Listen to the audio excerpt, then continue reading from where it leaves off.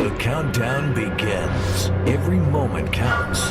Now, for the believer, it's not where you'll spend eternity. For the believer, it's how you'll spend eternity. The decisions you make today determine where and how you will spend eternity. You will not be judged on what you did. You will be judged in the light of what you were called to do. At the zenith hour, there's no second chance. Whatever we do in this zero time determines how we're going to spend eternity. Life is but a vapor. If you really want to know the truth, every one of us are going to touch people's lives if we just do what we're called to do. This 12-part series will challenge you to confront your motives, making your life count from this moment on as you face your own eternity with great confidence on Judgment Day. Nós estamos começando a 10ª hora. Estamos rapidamente nos aproximando do zênite. Você pode dizer amém? E nós tivemos um tempo realmente maravilhoso nas últimas 2 horas. Falamos do capítulo 11 sobre construir a casa sob medida para Deus. Deixa eu dizer isso para você. Nunca é tarde demais para você entrar na vontade de Deus. Sabe, algumas vezes as pessoas me dizem, rapaz, eu estraguei tudo, eu fiz isso e aquilo na minha vida. Sabe, ele conhece o fim desde o começo, sabia que você cometeria o erro, sabia até que você pecaria, mas sabe, ele diz, eu o vi se arrepender desde o começo e eu tenho esse plano para ele. Então nunca é tarde demais para entrar na vontade de Deus. Nunca, nunca esqueça disso. Você pode dizer amém? Lembre do que Deus disse, eu vou usar esses para construir a minha casa. O que for humilde e tiver um espírito contrito e que treme a minha palavra. A palavra contrito significa rápido em se arrepender e também quebrantado. Estão comigo? Então repita, rápido para se arrepender. Eu agradeço a Deus pelo arrependimento. Fora Jesus é a palavra mais bonita do Novo Testamento. E para ser honesto, muita gente não entende o que é arrependimento. Elas olham pela perspectiva do Velho Testamento. Acham que é se castigar e vestir uma roupa de saco. Eu tenho novidades. Arrependimento significa uma completa mudança de mente e coração. Era assim que você via as coisas e de repente a sabedoria de Deus chega e você, uou!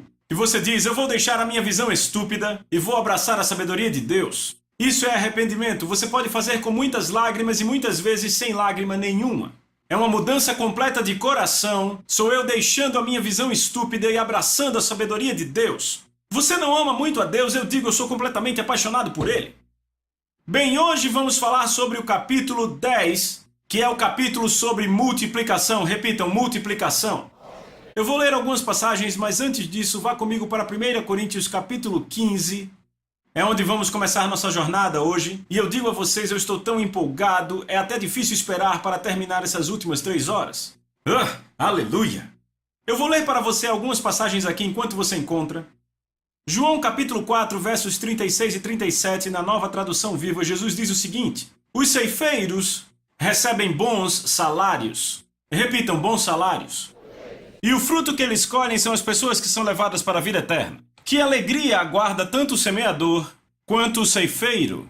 Vocês conhecem o ditado, uma pessoa planta e outra colhe, e é verdade.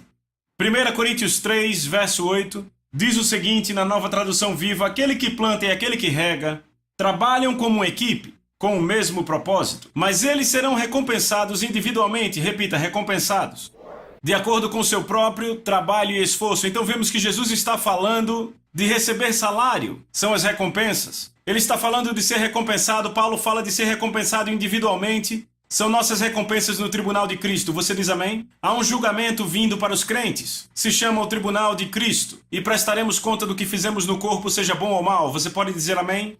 Eu acho que entendemos isso, não é? E porque entendemos isso, podemos nos preparar apropriadamente. Veja, eu vou voltar para a 1ª hora. Sabe, eu lembro quando eu estava em Singapura, e eu olho para o holandês. Na Holanda é legal fumar maconha, em Singapura não é. E lá vai o holandês para Singapura, onde há pena de morte para traficantes. Isso está escrito no cartão de entrada quando você entra lá. E o holandês entra lá e começa a compartilhar suas drogas com seus novos amigos de Singapura, e ele é preso, é levado diante do juiz e ele é condenado. E ele olha para o juiz e diz, de onde eu venho, isso não é contra a lei. E o juiz diz, em Singapura isso é contra a lei. Você é culpado. Não é sábio sentarmos por algumas horas e ouvirmos a vontade de Deus para podermos ir ao tribunal de Cristo com confiança, porque podemos ir ao tribunal de Cristo Com confiança. E como é possível? Aperfeiçoando ou amadurecendo o amor de Deus em nós. Você pode dizer amém? O amor de Deus é aperfeiçoado ou amadurecido em nós como? Por guardar a sua palavra. Diga isso comigo, guardar a sua palavra. 2 João, verso 6 diz, este é o amor de Deus, que guardemos seus mandamentos. Ouvir a palavra do amor de Deus é o que aperfeiçoa nosso amor, e amor é o que nos dá confiança para estar diante do tribunal. Você pode dizer amém? Então vamos falar sobre recompensas hoje, fique empolgado. Você está pronto?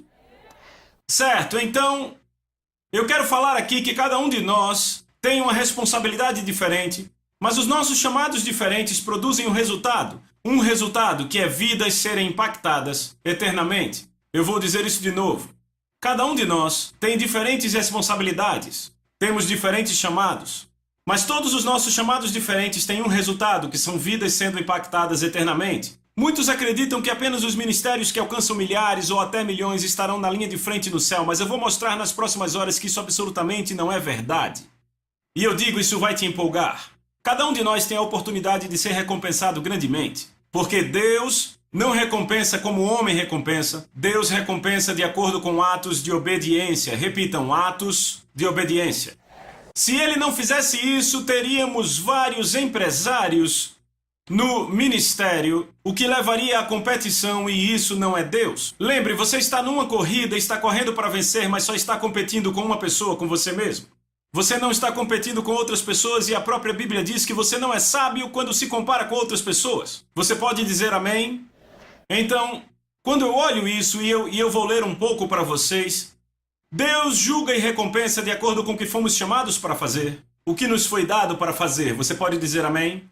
Em 1 Coríntios capítulo 15, eu quero notar o que Paulo diz, porque isso é ilustrado aqui. Paulo diz no verso 9, pois eu sou o menor dos apóstolos. Eu quero que você olhe para mim.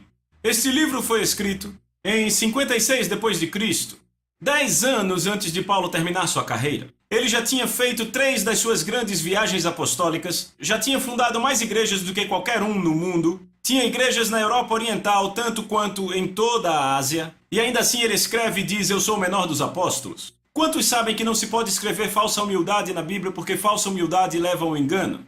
Ele não estava escrevendo uma frase bonita e dizendo, tudo bem, todos vão achar que eu sou humilde, e eu vou mostrar que eu sou humilde, eu sou o menor dos apóstolos, mas na verdade por dentro ele dizia, eu sou o maior deles. Sabe, ele não está fazendo isso, não se faz isso quando se escreve a Bíblia. Se esta não é a forma como realmente Paulo via a si mesmo, Deus nunca teria permitido que ele escrevesse isso. Não é verdade? Certo? Então ele realmente se via como o menor de todos os pregadores e ainda assim tinha mais frutos que todos os outros. Como ele poderia escrever isso? Próximo verso. Mas pela graça de Deus, verso 10, eu sou o que eu sou. Você viu isso? Mas pela graça de Deus eu sou o que sou, e a sua graça para comigo não foi em vão, mas eu trabalhei muito mais do que todos eles. Ou seja, ele diz, eu tive mais trabalho que todos eles. Mas veja o que ele diz, todavia não eu, mas a graça de Deus comigo. Parece que ele está dizendo da boca para fora, mas não, ele diz, sim, eu tive mais trabalho do que todos eles, mas eu sei que isso foi a graça de Deus em mim. Paulo conseguia se separar da graça de Deus e da habilidade de Deus colocada em sua vida. Paulo percebeu que não havia nada que ele podia fazer de valor eterno que Deus não lhe tivesse dado habilidade para fazer. Isso o fazia ser humilde. Repita, humilde. Sabe, falando da minha própria experiência, eu lembro em 1992 o Espírito de Deus veio até mim e disse, John, eu quero que você escreva. Eu lembro quando Deus falou comigo sobre isso, eu disse, o quê? Escrever? Eu odeio inglês. Mas então, depois de ficar esperto na escrita, agora os livros estão em 35 idiomas e vendem milhões por todo o mundo. E muitas vezes as pessoas chegam para mim e dizem, sabe, John, dizem, a sua habilidade em inglês na escola provavelmente era tremenda porque seus livros são tão bons de verdade. E eu começo a rir, porque eu penso, eu sei quais eram as minhas notas em inglês. Ok, eram irrisórias, havia a média, um pouco abaixo da média, e eu estava bem abaixo da média. Eu era bem ruim. Por isso que eu fui para a Universidade de Exatas e me tornei um engenheiro, não precisávamos estudar inglês. Então as pessoas me dizem isso e eu rio. Eu digo, se você soubesse. Eu levava 2 horas para escrever uma folha de papel. Eu passava meia hora para escrever uma sentença e jogava fora. Eu escrevia outra sentença e jogava fora. Você sabe como é e você fica com tanta raiva da sua professora de inglês, mas a culpa não é dela. Mas então eu ria e eu penso, se você soubesse. Sabe, eu escrevo cada palavra ali. Não é um ghostwriter que escreve de cada livro meu, sabe? Eu escrevo todas as palavras. Eu escrevo cada palavra e já estou no 12º, não, 11º. Sim, 11 livros. E sabe, eu sento ali, às vezes, num quarto de hotel, e eu começo a digitar, de repente eu pulo e eu faço... Rapaz, isso é muito bom! E aí você diz, como você pode ser tão arrogante? Você tem que entender, ninguém sabe mais que esse cara quem escreveu aqueles livros. Eu simplesmente fui o primeiro cara a lê-los. Então eu consegui me separar da graça, você entende isso? Eu entendo a graça de Deus, que me dá a habilidade de fazer o que eu fui chamado para fazer. Paulo disse, ai de mim se eu não pregar o evangelho. E ele disse, eu pregá-lo, sabe, se o faço de livre vontade, então ele diz, eu tenho recompensa, mas se não, a responsabilidade de dispenseiro me é confiada, eu tenho graça, então é melhor fazer. Agora... eu lembro que eu estava numa entrevista uma vez, e era uma entrevista em rede nacional e era sobre os livros. E eu me lembro que o cara que estava entrevistando devia falar da mensagem dos livros, mas por alguma razão ele começou a pôr o foco mais em mim. E eu comecei a ficar muito desconfortável. E eu olhei para dentro e disse, Espírito Santo, o que eu faço? E o Espírito Santo me deu Eclesiastes 3,15 que eu citei para vocês na hora passada. E quando eu tive esse entendimento, eu olhei para aquela entrevista e disse, sabe, eu sei que a Bíblia diz que o que quer que Deus faça é para sempre, nada pode ser adicionado e nada tirado disso. Deus o faz para que os homens o temam. Aquilo que é já foi, aquilo que há de ser também já foi, mas o que está no passado os homens prestarão conta. Eu olhei para o entrevistador e disse, sabe por que eu estou aqui no programa? É porque os livros venderam, sabe, milhões de livros foram vendidos. Eu disse, mas sabe, há milhares, centenas de milhares de pastores aí fora que pregam para 1.000, 3.000, 5.000 pessoas, em áreas rurais por todo o país. Esses caras são perfeitamente obedientes à vontade de Deus, fazem o que Deus quer que eles façam, e você nunca traria nenhum desses caras nesse programa. A razão pela qual você me tem nesse programa é porque Deus me deu um chamado único, eu estou cumprindo, mas tem tudo isso. E eu disse, sabe o que mais? Eu disse, muitos desses caras estarão na linha de frente no céu, muitos deles na linha de frente, porque foram obedientes ao chamado de Deus em sua vida. Eu disse, quando eu olho para o meu chamado, Deus diz, eu não posso adicionar nada a isso. Eu disse, a única coisa que eu posso fazer é estragar tudo. E eu disse, isso me traz temor.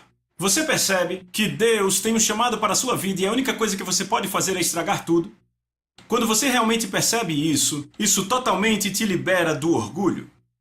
Porque de repente você percebe, eu não posso melhorar o que ele me chamou para fazer, só posso estragar. Esta revelação me liberou naquele dia. Então eu percebi que se tratava apenas dele e não de mim. Tudo o que eu tenho que fazer é ser um servo obediente. E sabe, ser ousado na obediência, mas ser um servo obediente. Amém? Você diz amém? Sabe, a igreja de Deus, nós somos o exército de Deus na terra, você sabia disso? Certo? Todos temos posições de hierarquia e todos temos dons para realizar a nossa missão. Eu lembro muitos anos atrás, eu fui acordada pela minha esposa às 4 da manhã, eu estava dormindo muito pesado, ela entrou no quarto gritando e disse, John, acorde. Eu olhei para o relógio, eu vi que eram 4 da manhã e disse, o que houve? Ela disse, John, eu acabei de ter uma visão, eu estava na sala orando, Deus abriu meus olhos e eu vi um exército massivo, glorioso e impressionante. E ela disse, esse exército andava em perfeita ordem de hierarquia. Ela disse, cada um dos soldados nesse exército sabia seu lugar e não buscava o lugar de outro. Ela disse, eu vi lacunas no exército, e ela disse, eu vi você e eu indo para as lacunas, para o lugar exato onde deveríamos estar ali. E ela disse, John, o exército tinha os rostos 45 graus inclinados, e quando andava, eles não olhavam para o lado, como, por exemplo, quando você vai virar um prédio, olha para baixo para não bater. Ela disse, eles olhavam para cima e viravam, bem assim. Ela disse, os olhos de cada um estavam em Jesus. E eu fiquei tão empolgado quando ela compartilhou isso comigo. O comentário que realmente me chamou a atenção foi que ninguém cobiçava o lugar do outro. Estão acompanhando? Então deixa eu dizer isso. Provérbios capítulo 24, verso 3, como já lemos antes, diz, pela sabedoria uma casa é construída. Diga, pela sabedoria uma casa é construída. Mas eu quero que você se lembre do que falamos. Casa feita sob medida para Deus. Pela sabedoria uma casa é construída, certo? Mas a Bíblia nos diz que há duas sabedorias.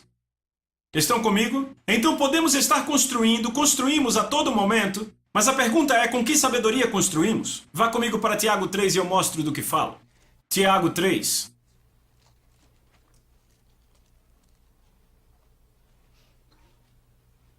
Há uma sabedoria do céu e há uma que não é. E em Tiago, capítulo 3, lemos no versículo 13: Quem entre vós é sábio e inteligente, mostre pela boa conduta que suas obras são feitas em mansidão, de sabedoria. Mas se você tem inveja amargurada e egoísmo, e a Nova Versão Internacional diz ambição egoísta, eu gosto muito mais dessa. Então vamos ler de novo assim. Mas se você tem inveja amargurada, repita inveja. E ambição egoísta, repita ambição egoísta. Nos seus corações não vos glorieis, nem mintais contra a verdade. Esta sabedoria não desce lá de cima, mas é terrena, sensual e demoníaca. Pois onde a inveja e a ambição egoísta existem, há confusão e todas as coisas ruins. Isso não é impressionante? Então não importa o que fazemos, o quão bom parece, se está cheio de inveja ou ambição egoísta, estamos construindo com motivos carnais, sensuais ou demoníacos. Precisamos pensar então por um momento. Não me interessa o quão bom parece se você está cheio de inveja ou ambição egoísta, está sendo motivado por sabedoria sensual, demoníaca ou terrena. Então eu acho que é importante prestarmos atenção. E o invejavam, são egoísta, certo? Falemos então da inveja. W.E. Vines descreve a inveja assim: a sensação de desprazer produzida por testemunhar ou ouvir sobre a vantagem ou prosperidade de outros. Posso dizer isso de novo? A inveja é o sentimento de desprazer produzido por testemunhar ou ouvir sobre a vantagem ou prosperidade de outros. Então pergunte a si mesmo, quando alguém prospera ao seu lado, você se alegra? Ou pergunta, por que não acontece comigo? Isso está localizado na sabedoria? Dicionário. O dicionário diz que a dolorosa e ressentida percepção de uma vantagem desfrutada por outro, junto com o desejo de possuir a mesma vantagem. Se virmos o chamado de Deus pelos olhos mundanos, então a inveja é inevitável. Quantos sabem disso? Por isso você deve usar os olhos do reino. Havia muitos pregadores e ministros que tinham inveja do chamado de Paulo. Por quê? Porque Paulo tinha grande graça. Certo, Deus deu a ele essa graça e por isso ele podia fazer mais do que qualquer outro, mas pela graça de Deus, e muitos não entendiam isso e invejavam o sucesso de Paulo. E Paulo escreve sobre isso e fala em Filipenses 1, de 15 a 17 na NVI.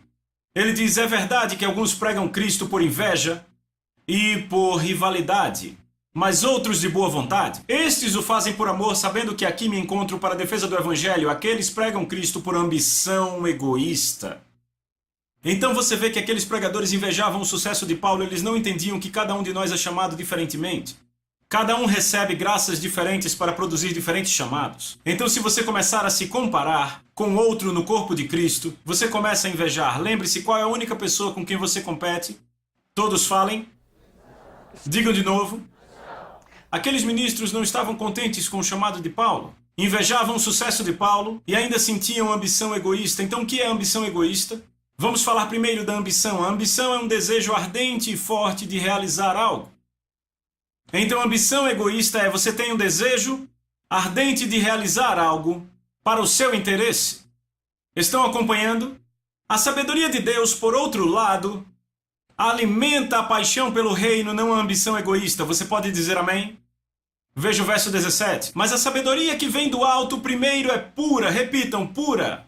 Depois pacífica, amável, compreensiva, cheia de misericórdia e de bons frutos, imparcial e sincera.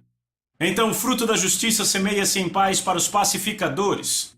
Primeiramente, a sabedoria de Deus é pura, repita, pura. O que significa isso? Não tem duas caras. Você não tem uma aparência externa de santidade misturada com uma motivação invejosa e egoísta por dentro. Você não chega para alguém e diz: eu estou tão feliz que você conseguiu isso, quando por dentro diz: eu não acredito que ele conseguiu. Entendem o que eu digo? Estão comigo? E você diz: mas se eu tiver isso dentro de mim, trate disso. Arrependa-se, e quando você se arrepende, esta humildade e a graça de Deus te darão a habilidade de não se alimentar com inveja e ambição egoísta ardente. Veem, muitos de nós não recebemos algumas coisas porque não entendemos a beleza do arrependimento. Quando você diz: Deus, é minha culpa, sou eu que tenho um problema aqui, Senhor, eu detestei isso, eu me arrependo disso, então Deus diz: eu vou tirar isso. Então Ele te dá graça para andar na sabedoria dEle. Eu amo isso. Eu não sei você, mas eu amo isso. É muito legal, não é? Certo? O objetivo não é ser o maior, mas obediente ao chamado. O objetivo da sabedoria pura não é ser o maior. Ouça, eu vi um dos maiores ministérios da América cair porque o objetivo era ser o maior ministério. Eu trabalhei lá. Era uma paixão alimentada pelo homem que estava na liderança. Eles tinham uma congregação de 4.000 lugares com 8.000 membros, influenciavam o país todo. E eu digo a vocês, eu vi aquela igreja sair de 8.000 membros e ir para 400. E o prédio nem existe mais. Ele foi demolido porque estava cheio de lixo.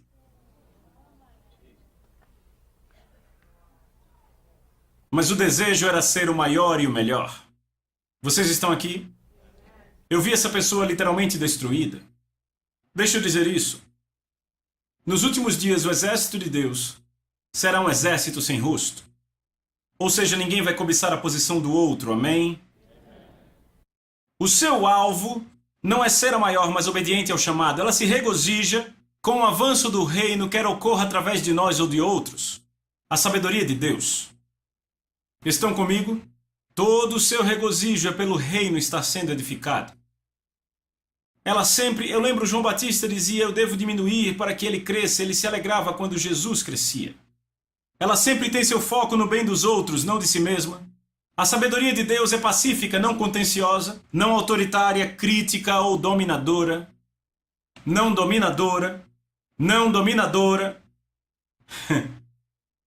A sua motivação interior é ver outros andarem em piedade e cumprirem seus destinos. Há aqueles que amam o ministério e toleram as pessoas. E há aqueles que amam as pessoas e encaram o ministério como um veículo para servi-las. Posso dizer de novo? Há aqueles que amam o ministério e toleram as pessoas. Mas há aqueles que veem o ministério como um veículo para servir as pessoas. A sabedoria de Deus vê o ministério como um veículo para servir as pessoas. Aqueles que amam o ministério e toleram as pessoas não operam na sabedoria de Deus. Estão comigo? Indulgente, ela diz. Veja o verso. Mas a sabedoria lá do alto é primeiramente pura, depois pacífica e indulgente. A versão NVI diz compreensível, eu gosto disso. A sabedoria divina se contenta com seu chamado e desta forma está disposta e sempre feliz em se submeter a autoridades, especialmente autoridades delegadas por Deus. Estão comigo? Basta vermos o quadro geral. Sabem, as pessoas que são submetidas à autoridade de Deus porque andam em sabedoria divina são aquelas que serão mais recompensadas. Muitas vezes eu temo por pastores auxiliares que dividem a igreja e levam pessoas consigo. Esposas que não se submetem aos maridos, empregados que não se submetem aos chefes. O que ocorrerá quando estiverem diante do tribunal? Será absolutamente impressionante. Então, é agora que fica empolgante, eu estava esperando por isso. Nos evangelhos, encontramos duas parábolas semelhantes. Estão comigo? No entanto, cada uma ilustra, e antes de eu continuar, essas duas parábolas semelhantes nos evangelhos são sempre vistas como a mesma parábola, mas não são. Por anos, eu olhei essas duas parábolas como a mesma. E quando escrevi esse livro, o Espírito Santo abriu meus olhos e elas não são a mesma. Certo? A primeira da qual eu quero falar é a parábola dos talentos. Repitam, talentos. Esta parábola enfatiza que nem todos os crentes receberão os mesmos níveis de chamados e dons. Vá comigo para Mateus 25. Se você achou, diga amém. Veja o verso 14. Jesus disse: pois o reino de Deus será como um homem que, ausentando-se do país, chamou seus próprios servos, e lhes confiou os seus bens. A um deu 5 talentos, a outro 2, e a outro 1. A cada um segundo a sua própria capacidade, e então partiu em viagem. Então há muito aqui que temos que falar, certo? Primeiramente, um talento é uma medida financeira, mas é uma parábola. O que Deus está comunicando na verdade aqui não é sobre dinheiro, porque lembrem que é uma parábola. Ele quer dizer que a cada homem foram dados níveis diferentes, de chamados e diferentes níveis de dons. Estão comigo? Há ministros que Deus coloca em um nível de chamado e dom que alcançará literalmente nações e multidões. Há outros ministros que Deus coloca em chamados e dons que vão alcançar milhares numa cidade. E há outros ministros que Deus dá níveis de chamados e dons que podem ministrar a centenas em áreas rurais. Estão comigo? São níveis diferentes. E note que Deus dá a cada homem de acordo com a sua própria habilidade. Agora, deixa eu fazer uma pergunta. Quem te deu a sua habilidade? Então, em outras palavras, não ache que porque você recebeu uma grande quantidade de talentos você é alguém especial. Porque não há nada que você tem que não tenha sido lhe dado. Nada. Vamos por assim, não há nada eternamente bom que não tenha sido dado a você. Tudo que é eternamente bom foi dado a você. Você pode dizer amém? É um bom lugar para gritar amém. Porque 1 Coríntios 4:7 diz muito claramente: pois quem é que te faz sobressair? E que tens tu que não tenhas recebido? Eu amo esse verso. Você não? A palavra de Deus é muito deliciosa, não é? Agora veja isso. Há escritores em que Deus pôs um nível de unção para alcançar milhões ao redor do mundo. Há outros escritores que estão alcançando dezenas de milhares nacionalmente. E há outros escritores que estão alcançando centenas em sua comunidade. São diferentes níveis de dons e talentos. Há administradores de igrejas que tenho visto que têm os talentos para administrar mega igrejas de 20 mil pessoas, 15 mil pessoas. E há outros administradores que são chamados para trabalhar com líderes que têm o talento de conseguir lidar com ministérios medianos. E há administradores que são chamados para ajudar a administrar pequenos ministérios. Todos esses talentos foram dados por Deus, não é? Você diz amém para isso? Agora, a primeira coisa importante que temos que entender é que a todos os servos foi dado algo. Não há servo que não tenha recebido um talento. Cada um tem um chamado, cada um tem talentos que acompanham esse chamado. Você diz amém para isso? Segundo, os níveis foram dados de acordo com as suas habilidades. Eu já disse isso, certo? Então vamos olhar essa parábola e ler do verso 19 ao 23. Depois de muito tempo, o senhor dos servos voltou e acertou as contas com eles. O que tinha recebido 5 talentos trouxe outros 5 e disse: o senhor me confiou 5 talentos. Veja, eu ganhei mais 5 talentos. O senhor disse: muito bem, servo bom e fiel. Você foi fiel sobre poucas coisas. Eu te farei governar sobre muitas coisas. Entre na alegria do seu senhor. É isso que você quer ouvir? Eu disse: isso é o que você quer ouvir? No tribunal de Cristo. Eu disse que isso é o que você quer ouvir no tribunal de Cristo, ok? Agora veja isso. Verso 22. Veio também o que tinha recebido 2 talentos e disse: Senhor, o Senhor me confiou 2 talentos. Veja, eu ganhei mais 2. O Senhor disse: muito bem, servo bom e fiel. Você foi fiel sobre poucas coisas, eu te farei governar sobre muitas coisas. Entre na alegria do seu Senhor. Você notou que a recompensa para esse cara foi exatamente a mesma do outro? Não houve nenhuma palavra diferente. Você viu isso? Certo, agora veja. Então o que recebeu um veio e disse: Senhor, eu sabia que o Senhor é um homem severo que colhe onde não plantou e junta onde não semeou. Por isso tive medo. Saí e escondi o seu talento no chão. Veja, aqui está o que lhe pertence.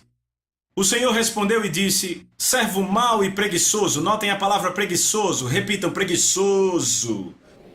Servo mau e preguiçoso. Deus nunca colocará a preguiça no lugar de destaque, ok? Você sabia que eu colho onde não plantei e junto onde não semeei, então você devia ter confiado o meu dinheiro aos banqueiros para que quando eu voltasse eu recebesse de volta com juros. Tirem o talento dele e entreguem-no ao que tem 10. Agora, note que os 2 primeiros dobraram seus talentos. O de 5 dobrou para 10 e o de 2 para 4. Ambos receberam exatamente a mesma recompensa. O galardão, certo? Muito bem, servo bom e fiel, viram? Mas o cara que recebeu 1, certo? Pegou o seu e o enterrou. Ele provavelmente achava que o seu era insignificante, talvez tivesse um pouco de inveja do cara que recebeu 2 e do que recebeu 5, e se perguntava por que eles têm tantos dons. Por que eles vendem tantos livros? Por que eles estão na TV? Por que eles têm tanta gente em suas igrejas? Por que eles estão se saindo tão bem no mundo dos negócios? Por que eles podem dar dízimos e ofertas tão grandes? E ele viu seus pequenos negócios de forma insignificante. Vocês veem isso? Mas quantos aqui sabem que Deus nunca dá um talento insignificante? Eu vou dizer de novo, Ele nunca dá um talento insignificante. Então provavelmente ele lutava com o sentimento de por que eu recebi menos? Porque eles têm uma influência nacional com uma igreja tão grande e eu não. Então ele não cumpriu seu chamado. Ele usou seu dom para si mesmo em áreas que não trazem proveito para o reino. Ele provavelmente usou seu talento, mas em áreas que não tinham a ver com seu chamado. Isso é a mesma coisa que enterrar o talento. Eu vou chegar nisso em 1 minuto. Estão comigo? Então agora, se você olhar, os 2 primeiros tiveram a mesma recompensa. Certo, o de 5 não ganhou mais do que o de 2. Estão comigo? Então, olhando para isso, eu volto para 92 quando Deus me instruiu a escrever. Sabe, quando Deus me disse para escrever em 1992, eu não fiz isso. Por 10 meses, eu não fiz. Sabe por quê? Eu disse, não dá para eu escrever, eu odeio inglês. Você pegou a pessoa errada. 10 meses depois, o Senhor me enviou 2 mulheres de 2 lugares diferentes da América, uma da Flórida e uma do Texas, no espaço de 2 semanas, e as 2 tinham a mesma palavra. John, se você não escrever o que Deus quer que você escreva, Ele vai dar a mensagem a outro e você será julgado. E quando eu ouvi a segunda, 2 semanas depois da primeira, eu disse, é melhor eu começar bem agora. Ok, agora me ouçam. Se eu não tivesse feito isso, eu não estaria aqui hoje. E o que me impressiona é que o que parecia tão insignificante acabou sendo uma das principais coisas que Deus usa para me impulsionar para que eu possa cumprir o chamado que Ele tem para mim. E se eu tivesse enterrado o talento? Eu nem saberia que eu tinha o talento. Você vê que tudo é a obediência. Eu disse tudo é a obediência. Amém? Agora, vamos continuar. Já discutimos intensamente que você não pode adicionar nada ao seu dom ou chamado, certo? Não pode acrescentar. Certo, o dom de Deus não pode ser acrescentado ou diminuído. Ok? Agora você pode colaborar com Deus para multiplicar o que você tem. Você me entendeu nisso? Em outras palavras, há ministros que, quer sejam homens ou mulheres, receberam dons, mas porque foram um pouco preguiçosos, não duplicaram como aqueles caras. Talvez apenas aumentaram em 1. Estão comigo? Então você não pode aumentar o que foi dado a você, além do que Deus colocou em sua vida. Certo? Mas agora o que eu quero tratar, certo? Você não pode acrescentar nada ao seu chamado ou dom, mas agora vamos falar da multiplicação do que todo crente tem. Diga comigo, todo crente tem. A outra parábola que é semelhante à dos talentos, mas difere completamente, mostra essa verdade, e isso me impressionou. Vá para o Evangelho de Lucas, capítulo 19. Por anos, até alguns meses atrás, eu sempre colocava essas 2 parábolas juntas. E o Espírito Santo me mostrou, não, elas não são as mesmas, e eu vou provar para você. Evangelho de Lucas, capítulo 19, é aqui que isso fica muito empolgante. Certo? Você pode dizer amém? Lucas 19, eu quero começar do versículo 12. Então ele disse, certo homem nobre partiu para uma terra distante com o fim de tomar posse de um reino e voltar. Então ele chamou 10 dos seus servos, confiou-lhes 10 minas e disse-lhes, negociai até que eu volte. Mas seus súditos o odiavam, por isso enviaram uma delegação para lhe dizer, não queremos que esse homem seja nosso rei. Não está falando dos seus servos, mas dos cidadãos. Certo? Contudo, ele foi feito rei e quando voltou, então mandou chamar os servos a quem dera o dinheiro, a fim de saber quanto tinham lucrado com negócios. Então veio o primeiro, repita, o primeiro, e disse, Senhor, a tua mina rendeu outras 10. Então disse, muito bem, meu bom servo, porque você foi fiel no muito pouco, tem autoridade sobre 10 cidades. Você está começando a entender, não é? E o segundo veio e disse, Senhor, a tua mina rendeu 5 minas. Da mesma forma, o Senhor disse a ele, também você se encarregue de 5 cidades. Estão acompanhando? Então veio outro servo e disse: Senhor, aqui está a tua mina, eu a conservei guardada num pedaço de pano, tive medo porque és um homem severo, tiras o que não puseste e colhes o que não semeaste. E ele disse: eu julgarei pelas suas próprias palavras, servo mau. E ele tomou e deu ao que tinha 10. Agora olhem para mim. Nesta parábola você não tem 3 servos, um recebendo 5, outro 2 e outro 1. Cada um diferente de acordo com a sua habilidade. Você tem 10 servos, e cada um deles recebeu 1. Mas ele escolhe apenas falar com 3 dos 10. Por isso que as pessoas põem as duas juntas. Mas cada cara recebeu apenas 1. O que esta mina aqui representa? Ela representa o que cada um dos crentes recebeu quando nasceu de novo. Que é a sua fé básica, o amor de Deus derramado em seu coração, a palavra de Deus que lhe foi dada, o depósito do Espírito Santo que todo crente recebeu. Isso é o que foi dado a todo crente. É um nível igual. Todos receberam 1. Mas você vai ver que um cara multiplicou por 10. Outro cara multiplicou por 5 e outro cara enterrou. E o cara que multiplicou por 10, Jesus olhou para ele e disse: você terá autoridade sobre 10 cidades. Então pode ser que isso tenha a ver com o reino milenar de Cristo. Então ao cara que multiplicou por 5, ele disse: você terá autoridade sobre 5 cidades. Então as recompensas diferem. Por quê? Porque cada um deles multiplicou o que receberam em níveis diferentes. Vocês estão acompanhando? Agora, isso não está falando do seu chamado para pregar para centenas de milhares, ou escrever um livro para centenas de milhares, ou ter um programa para milhões. Isso está falando do que todos recebemos.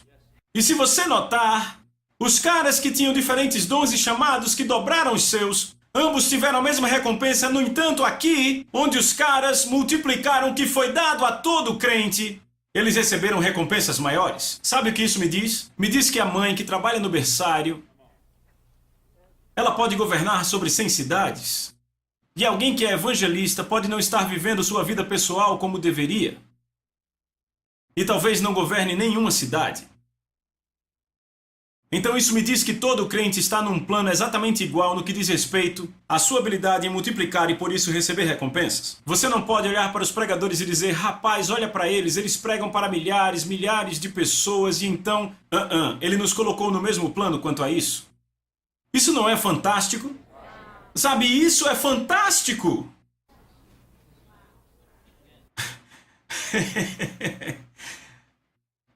Isso me empolga. A maneira pela qual multiplicamos diretamente determinará quanta autoridade nos será confiada no milênio e no novo céu e na nova terra. Se você lembrar da parábola no livro, lembra, Caridade era dona de restaurante e Egoísta era um grande prefeito. Ele recebeu dons para ser prefeito, mas ainda assim o que ele fez? Quando eles foram para Alfabel, ele acabou virando um jardineiro e ela foi governar com Jalen e recebeu o comando de um continente inteiro, onde ele foi chamado, ouçam, para servir todos os jardineiros daquele continente. Veja, todo santo glorificado foi chamado para reinar, mas ele ia ser um jardineiro e ela governaria sobre um continente. Veem isso? Isso ilustra exatamente o que Jesus diz aqui. Embora ela não tivesse aquele dom para ser uma grande governante em Endel, ela foi fiel no que Deus lhe deu e multiplicou. Entendem isso? Vá comigo para 2 Pedro, capítulo 1. 2 Pedro, você está aprendendo algo? Certo, 2 Pedro, diga amém se você achou. Capítulo 1, veja o versículo 2. Pedro escreve: graça e paz vos sejam multiplicadas no pleno conhecimento de Deus e do nosso Senhor Jesus Cristo. Repita: graça seja multiplicada. Visto como pelo seu divino poder nos têm sido doadas todas as coisas que conduzem à vida e à piedade, pelo conhecimento completo daquele que nos chamou para a sua própria glória e virtude, pelas quais nos têm sido doadas as suas preciosas promessas, para que nos tornemos coparticipantes da natureza divina, nos livrando da corrupção das paixões que há no mundo. Notem que a graça pode ser multiplicada em nossas vidas. Você viu isso? Verso 2. Graça e paz sejam multiplicadas. O que esses dois servos fizeram? Eles pegaram as coisas básicas que receberam e através de negócios eles as multiplicaram. Graça e paz vos sejam multiplicadas. Espera aí, não podemos fazer nada de valor eterno a não ser que seja pela graça de Deus. Correto? Mas como a vida é multiplicada em nossa vida? Pelo conhecimento. Essa palavra conhecimento não é conhecimento de livros, mas um conhecimento íntimo. Então, quanto mais íntimos somos de Deus, o que acontece? Recebemos mais graça e assim podemos fazer mais e multiplicar mais. É por isso que todo crente deve passar tempo de qualidade com Deus. Deve orar, deve ler a Bíblia, devem ouvir ministrações ungidas e ir à igreja. Por isso que vocês são os espertos aqui. Estão comigo? Certo? Quando fazemos isso, graça é multiplicada na nossa vida, nos dando a habilidade para fazer mais. Certo? Estão acompanhando? Eu tenho visto isso em todas as áreas da minha vida. Não tenho tempo para exemplos, mas eu falo disso no livro. Crescendo na palavra de Deus, eu consegui fazer mais em menos tempo. Se eu tenho um machado cego e quero cortar uma árvore, pode levar o dia todo para cortá-la com o machado cego. Mas se eu afio o machado, eu posso usar a mesma quantidade de energia e cortar 5 árvores. Quando eu só conseguia cortar uma, graça e paz multiplicadas em sua vida, por entrar na palavra e pela intimidade com Deus, vai afiar você. Eu vou provar que é verdade, ok? Provérbios 9, versos 10 e 11, na Nova Tradução Viva, diz: o temor do Senhor é o princípio da sabedoria. Como edificamos a vida? Digam: sabedoria. Pela sabedoria a casa é edificada. Essa passagem tem que estar vívida no seu espírito, certo? Pela sabedoria a casa é edificada, certo? Agora ouça. O temor do Senhor é o princípio da sabedoria. O conhecimento do santo resulta em entendimento. A sabedoria vai multiplicar seus dias. Desculpe, eu fico empolgado. E adicionar anos à sua vida. Ei, veja isso, eu vou colocar aqui na tela. Veja isso, vai multiplicar seus dias e adicionar anos à sua vida.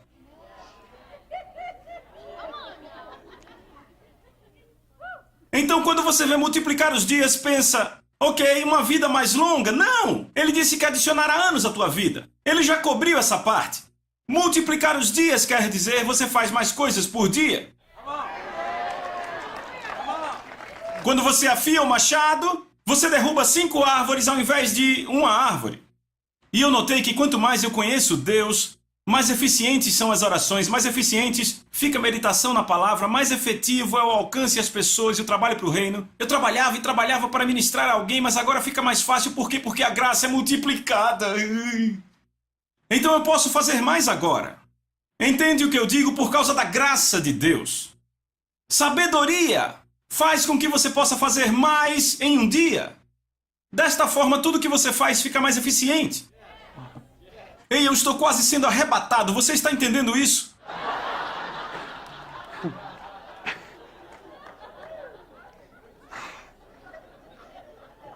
Eu dou outra passagem. Provérbios 3, verso 2. Diz, pois longevidade de dias e longa vida e paz adicionarão a você. A sabedoria e o entendimento. Em outras palavras, a graça de Deus multiplica nosso tempo. E é disso que se trata. Lembra do que eu disse? A Bíblia diz remindo o tempo. Estão comigo? Então, na próxima hora, vamos continuar daí porque estamos no meio do capítulo 12. Eu vou continuar e mostrar como em diferentes áreas podemos multiplicar nossa vida. Você vai ver.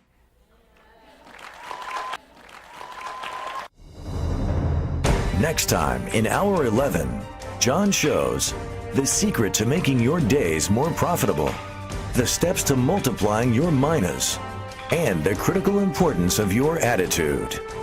This life-changing lesson is next in Hour 11, Multiplication Part 2.